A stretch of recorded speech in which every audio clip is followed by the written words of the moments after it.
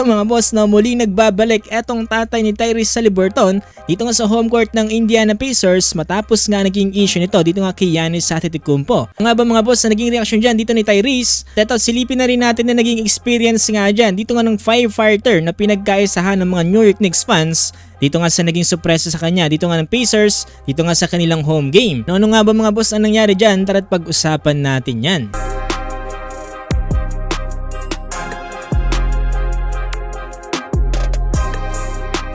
So ngayong araw na nga mga boss na naganap etong game number 4 dito nga sa pagitan ng New York Knicks kontra nga dito sa Indiana Pacers. Eto, tinalo nga dyan ng Pacers etong Knicks sa final score na 130-121 na kung saan nanguna nga dito para sa Pacers etong si Tyrese Haliburton with 32 points na sinusundan ni Pascal Siakam with 30 points. Para naman sa New York Knicks, eto Jalen Brunson with 31 points. Nga sa pagkakatalo dyan ng Knicks, eto abante na sa 3-1 standing etong Pacers. Pahirapan na ngayon dito para sa New York Knicks dahil kinakailangan lang naman nilang manalo ng 3 beses na magkakasunod para nga umabante sa next round. At eto, naaalala nyo po ba yung tatay ni Tyrese Haliburton na kung saan nagkaroon nga ng issue ito nga sa naging laban ng Milwaukee Bucks kontra nga dito sa Indiana Pacers? Na kung saan nagkaroon sila ng alitan dyan dito nga ni Giannis Antetokounmpo. Ilan para reklamo nga siya dyan ni Giannis at i-call out nga itong management. Ang ginawa dyan ng Pacers ay temporarily sinuspend nila itong tatay ni Tyrese. At eto mga boss, good news dahil dito sa game number 4 ay spotted natin ulit etong tatay ni Tyrese Haliburton na nanonood dito nga sa live game. Ang plot twist ay hindi na nga siya nilagay dito nga banda sa malapit sa mga players. Doon na siya nilagay sa bandang taas mga boss at malayo na sa mga players at malayo na rin sa trouble. As usual, dala-dala pa rin dyan ng tatay ni Tyrese yung kanyang tuwalya na may mukha nga ng kanyang anak. Ano man na naging reaction dyan dito nga ni Tyrese Haliburton? It's tough for you and just if there were some emotions about having him back in here tonight?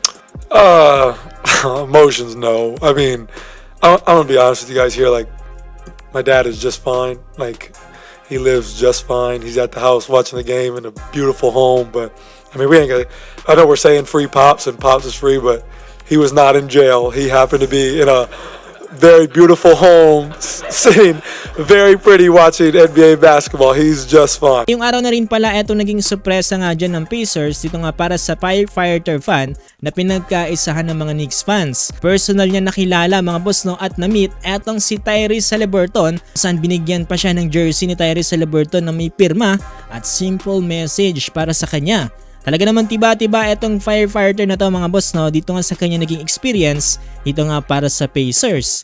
Ito nga rin ang ilang mga sinabi niya patungkol nga dito sa naging experience niya at bago natin panoorin yan ay huwag niyo kakalimutang i-follow itong ating Facebook page. Did great. Tyrese did awesome. Yeah, he laid out the red carpet for me. This is great. Oh, tonight we're going up 3-1. Pacers are getting the job done tonight. Knicks are in trouble. Knicks are going down to